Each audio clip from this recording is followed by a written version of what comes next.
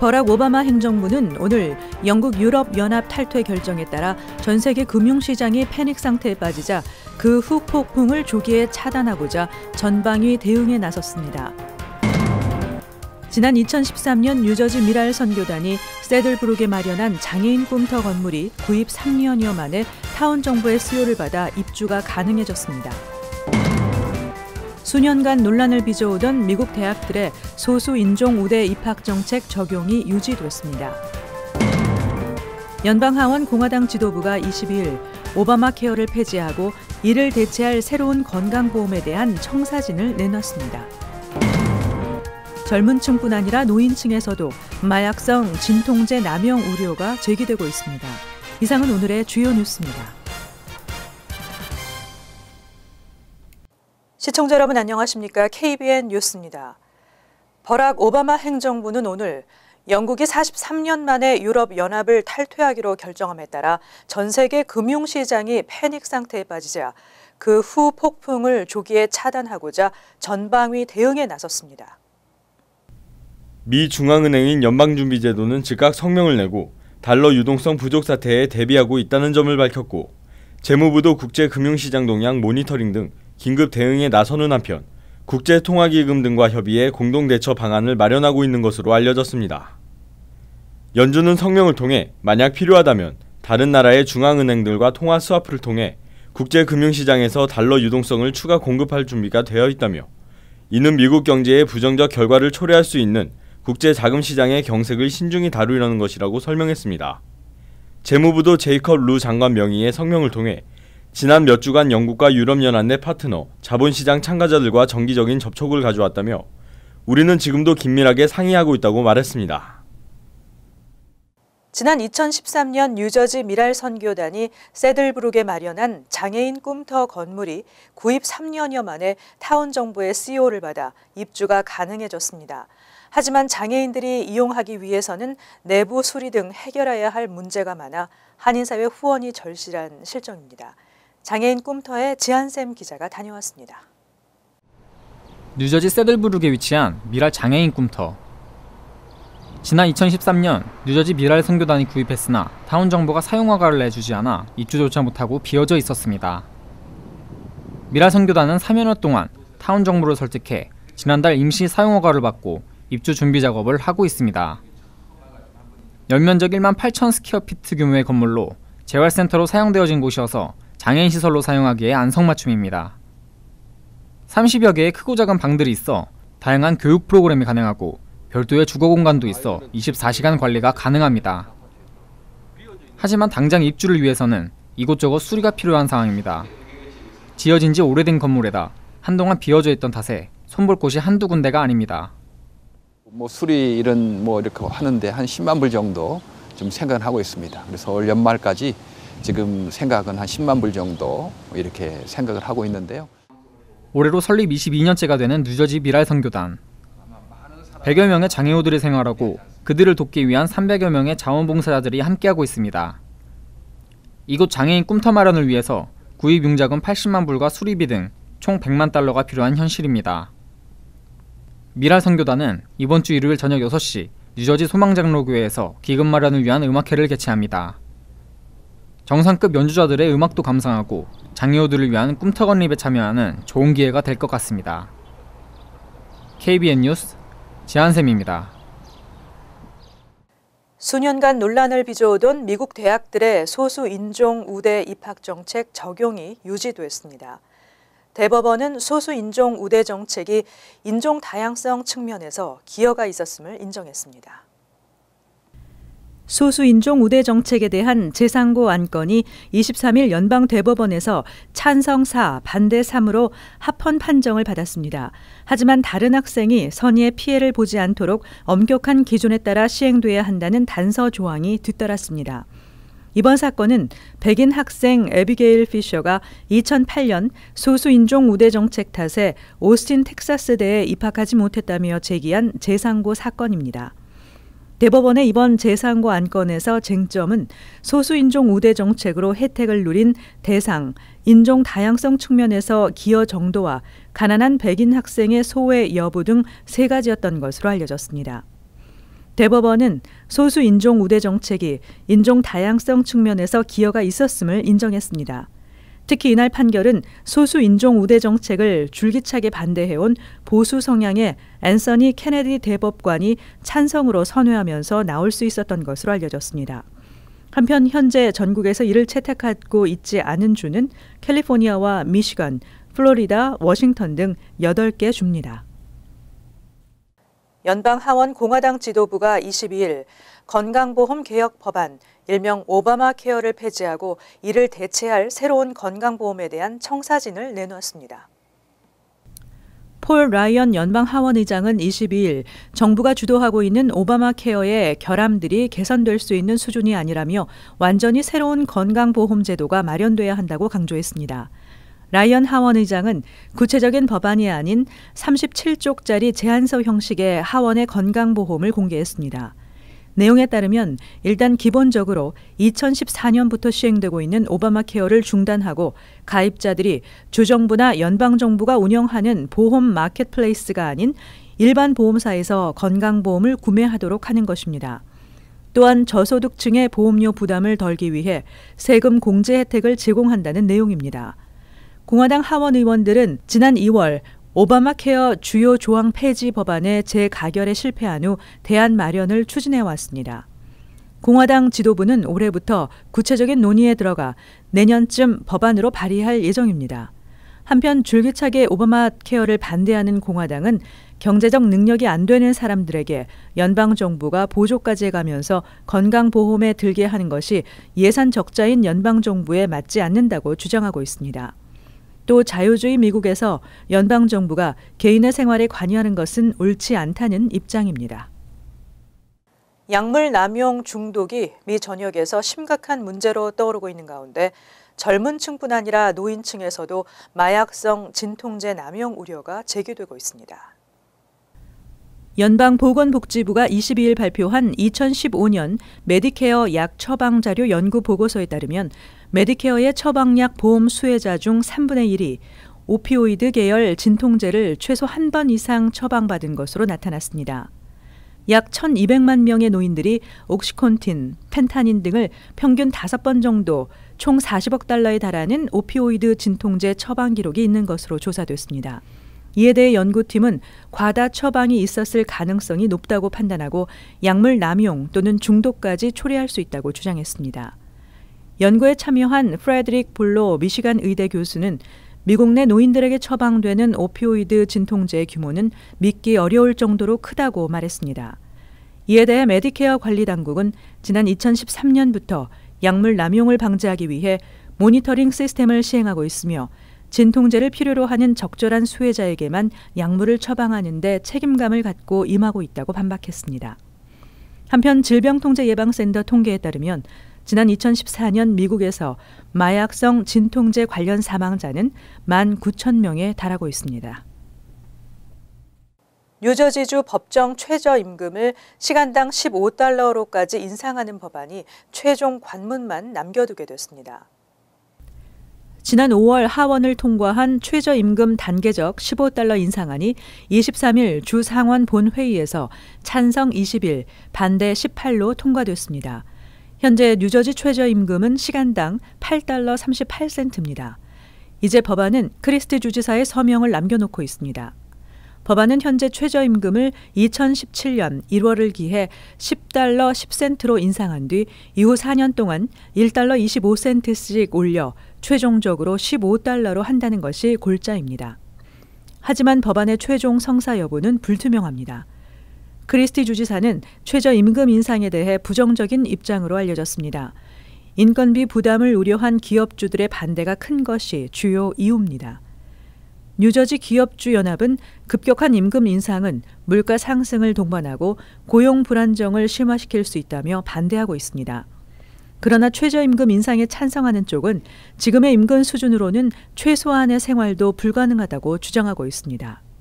최저임금 인상 찬성 단체 유나이티드 웨이 오브 노스 뉴저지 측은 성인 남성 1명이 최소한의 생활을 유지하기 위해서는 시간당 임금이 13달러 78센트는 돼야 하고 조금이라도 나은 생활을 위해서 필요한 최소 시급은 19달러 73센트라고 밝혔습니다. 뉴저지 트랜짓이 또다시 파업 위기를 맞고 있는 가운데 최악의 경우 7월 1일부터 노조가 파업에 들어갈 가능성도 보여지고 있습니다. 트랜짓 당국과 노조 지도부는 지난 3월 파업 시한을 29시간 남겨두고 가까스로 협상을 타결했지만 노조원 찬반 투표 결과 16개 노조 중 2곳에서 부결됐습니다. 이 2곳에는 전체 인력의 40%에 달하는 1,600명의 기관사와 엔지니어가 가입돼 있습니다. 양측은 현재 재협상을 벌이고 있으며 마감 시한인 6월 30일을 일주일 앞둔 시점에서 아직도 의견 차이를 좁히지 못하고 있습니다. 이에 따라 연방정부 중재위원회는 최근 양측에 서한을 보내 협상 시한을 7월 16일까지로 늦춰줄 것을 요청했습니다. 이에 트랜짓 당국은 동의했고 노조 측은 입장을 밝히지 않고 있습니다. 최악의 경우 7월 1일부터 노조가 파업에 들어갈 가능성을 배제할 수 없는 상황입니다. 한편 양측은 지난 협상에서 기존 계약이 만료됐던 지난 2011년부터 2019년까지 매년 2.5%씩 임금을 올리고 노조원의 건강보험 분담률을 기본급의 2.5% 또는 주당 최대 40달러로 하는 협상안에 합의했습니다. 아시안이 미국에서 가장 빠르게 성장하고 있는 인종 그룹인 것으로 나타났습니다. 또 미국 내 전체 아시안 인구의 30% 이상이 가주에 살고 있는 것으로 나타났습니다. 연방 센서스국은 최근 발표한 2015년 7월 1일 기준 미국 내 인구, 인종, 연령, 성별 등을 분석한 새 통계에서 현재 아시안이 총 2,100만 명이라고 밝혔습니다. 2014년보다 3.4%, 68만 3천 명이 증가한 것입니다. 센서스는 아시안이 가장 빠르게 성장하는 인종 그룹이라고 분석했습니다. 아시안은 캘리포니아에서 가장 많고 미국 내 전체 아시안 인구의 30% 이상이 가주에 살고 있는 것으로 나타났습니다. 또 2000년 이후 태어난 15살 이하 인구는 전체 인구의 7.3%인 6,100만 명으로 이 연령 그룹의 2명 중 1명은 백인이 아닌 소수계로 나타났습니다. 이와는 달리 노령화는 빠르게 진행되고 있는 것으로 나타났습니다. 지난해 65세 이상 미국인은 2014년 4,620만 명에서 160만 명이나 늘었습니다. 한편 미국인 6명 중 1명이 히스패닉으로 히스패닉 인구는 5,660만 명으로 2014년 7월 1일 이후 1년 동안 120만 명이 증가했습니다. 약 1,100만 명의 미국인이 수입의 절반을 렌트로 지출하고 있는 것으로 조사됐습니다. 생활비의 상당수가 주거비로 사용되고 있다는 조사가 나왔습니다. CNN머니는 22일 하버드대학 주택연구센터의 자료를 인용해 2014년 수입의 절반을 렌트로 지출하는 미국인이 1,100만 명에 이른다고 보도했습니다. 렌트의 가파른 상승률로 인해 수입의 절반 이상이 렌트비 지출로 나가고 있습니다. 전문가들은 월 수입의 30%를 적당한 렌트 지출의 상한선으로 잡고 있지만 수입의 30% 이상을 렌트로 지출하는 인구도 2,130만 명으로 역대 최다 수준인 것으로 나타났습니다. 뉴욕과 샌프란시스코 등 주택 비용이 가장 비싼 10개 도시의 중산층 주민들의 렌트 부담은 더욱 큰 것으로 나타났습니다. 이 지역에 3만에서 4만 4,999달러의 연수입을 거두는 주민의 75%, 4만 5천에서 7만 5천 달러의 연수입을 거두는 주민의 50%는 렌트를 감당하기 어렵다고 느끼는 것으로 조사됐습니다.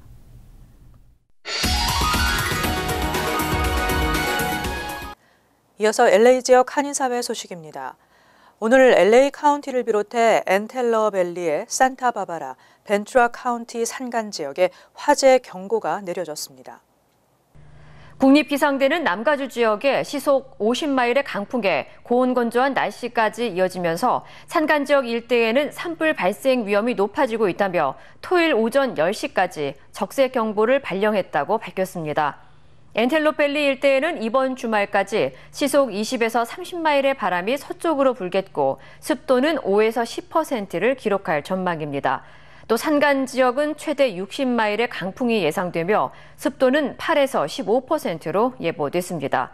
산불주의보는 LA 카운티 해안가를 따라 산타바바라에도 내려졌으며 이 지역은 파도주의보까지 더해져 주민들의 주의가 당부됐습니다. LA 카운티에서 대중교통 이용 시 주민들에게 부과돼온 추가 세금의 유지 여부가 11월 선거에서 결정될 전망입니다. LA 카운티 메트로위원회는 오늘 메저 M으로 불리는 새로운 법안의 주민투표 여부를 표결에 붙여 찬성 11표, 반대 2표로 통과시켰습니다. 메저 M은 지난 2008년 지정된 메저 R 법안을 40년 연장하는 내용과 함께 현재 대중교통 이용 시 부과되고 있는 9%의 세금액에 0.5센트 추가하는 내용을 담고 있습니다.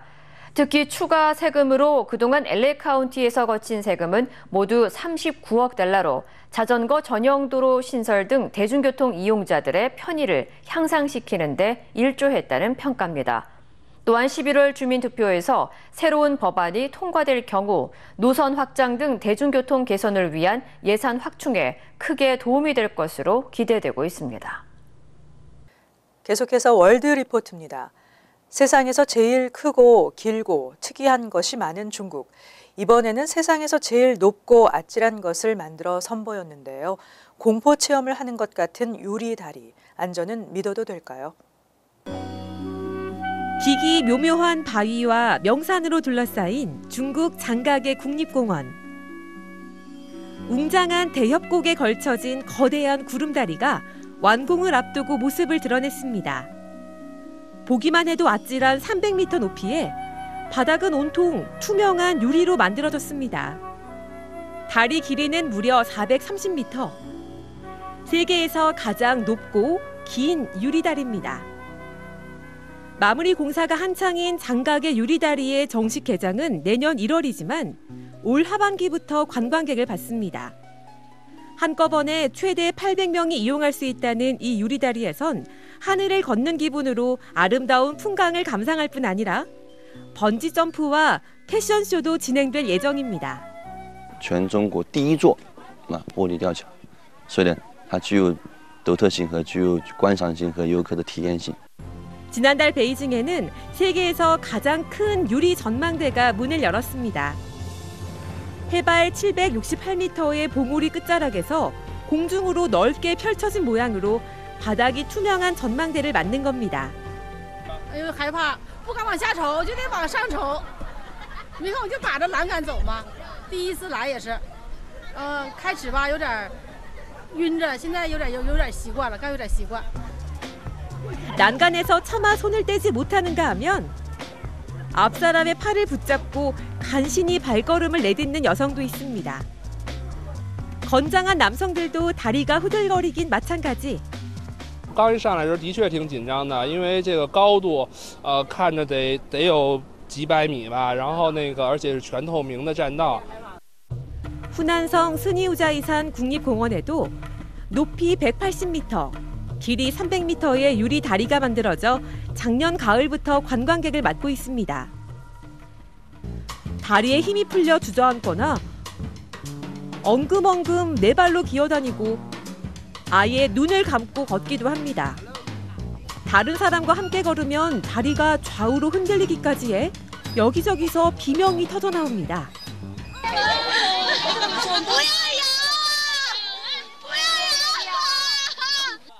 아무리 강화 유리로 만들어 튼튼하다고 해도 막상 걸어보면 유리가 깨질 것 같은 불안감이 들기도 합니다. 有点小心玻璃怕坏，有一点飘飘的感觉。 실제로 후난성 원타이산의 유리 산책로에선 관광객이 떨어뜨린 보온병 때문에 유리 바닥에 거미줄처럼 금이 가기도 했습니다. 관광 명소마다 아찔한 하늘길이 우후죽순 생겨나면서 공포 체험이 진짜 공포로 돌변하는 것은 아닌지 우려의 목소리도 나오고 있습니다. 간추린 소식입니다. 민주평화통일자문회의 뉴욕협의회가 어제 북한의 미사일 발사를 강력 규탄하는 성명을 발표했습니다. 평통은 성명서에서 북한은 국제사회의 우려와 거듭된 경고에도 불구하고 동해상으로 탄도미사일 2발을 발사함으로써 재차 군사 도발했다며 북한의 도발을 규탄했습니다. 또 이번 도발은 유엔 안보리 결의에 대해서도 명백한 위반이라며 북한의 경고망동을 질책했습니다. 뉴욕시경 역사상 첫 한인 여성 경감이 탄생했습니다. 퀸즈 플러싱 백구경찰서에서 근무하는 허정윤 경위가 오늘 경감으로 승진했습니다. 경감직에 오른 한인 경찰은 은퇴한 빌리 윤 전 경감이 유일하며 허 경위가 한인 여성으로서는 최초입니다. 허 경위는 5일 동안 칼리지 포인트에 있는 폴리스 아카데미에서 경감 교육을 받은 후 8월 초 부서장으로 공식 업무를 시작하게 됩니다. 한인 의사를 포함한 의료업종 종사자 300여 명이 메디케어 등 연방정부 건강보험 사기 혐의로 대거 기소됐습니다. 연방당국은 뉴욕을 포함해 전역에서 대대적인 메디케어 사기 합동 단속을 벌여 전국적으로 총 301명의 의료 관계자들을 사기 등 혐의로 기소했다고 발표했습니다. 이들 사기 용의자들은 메디케어와 군 장병들을 위한 트라이케어를 통해 청구서를 부풀리거나 허위 청구를 하는 등의 수법을 사용했습니다. 비영리 단체 유니버시티 네이버후드 하우징 프로그램이 노인과 장애인들을 위한 시정부 렌트 보조 프로그램 설명회를 개최합니다. 설명회는 오는 29일 오전 10시부터 오후 4시까지 세르비암 가든스에서 진행되며 노인 렌트 인상 억제와 장애인 렌트 인상 억제 프로그램에 대한 지원 요건과 혜택 등 관련 정보를 무료로 제공합니다. 한국어 통역도 제공받을 수 있습니다. 다음은 시사 컬럼이 이어집니다.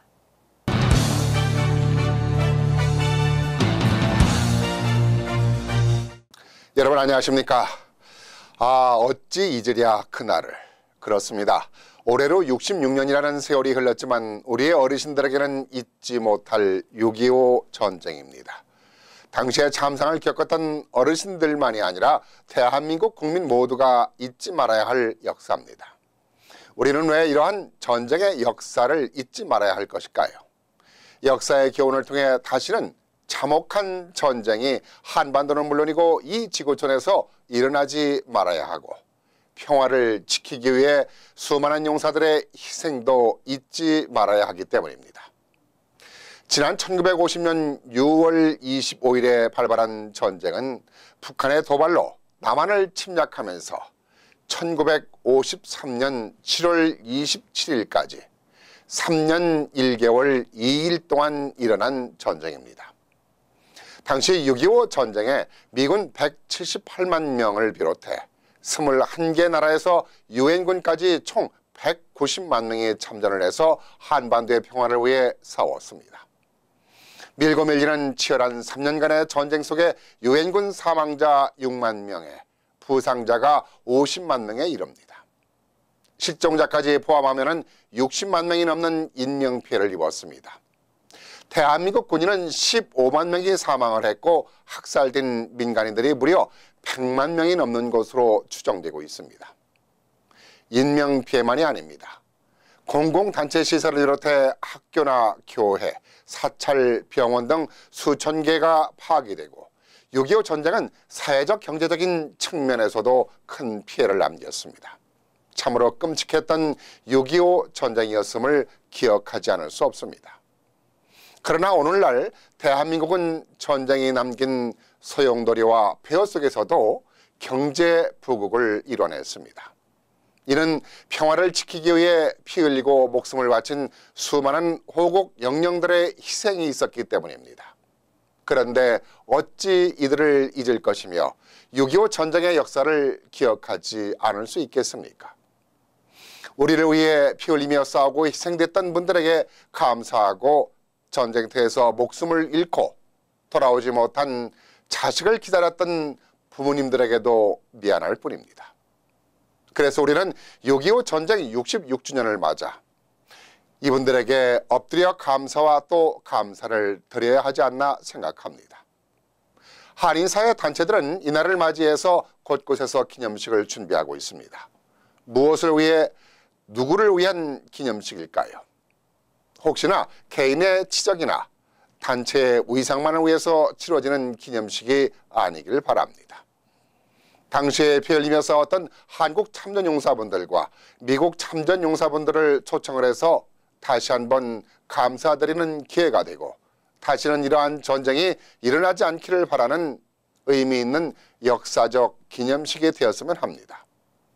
또한 그동안 6.25 기념식이 일부 관계자들만이 모여서 행사를 개최했습니다마는 이제부터라도 우리의 청소년들은 물론이고 현지 청소년들에게도 기념식에 참석할 수 있는 기회를 만들어서 전쟁이 얼마나 무서운가를 인식시켜주고 평화의 중요성도 깨닫게 해주는 행사로 발전해 나아가는 66주년이 되었으면 합니다.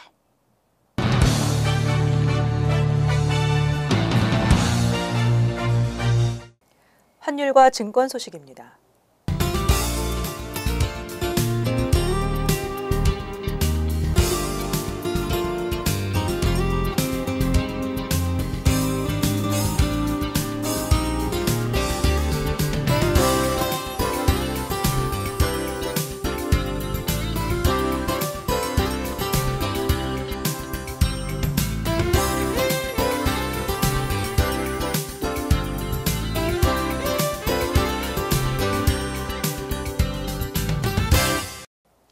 이어서 날씨입니다.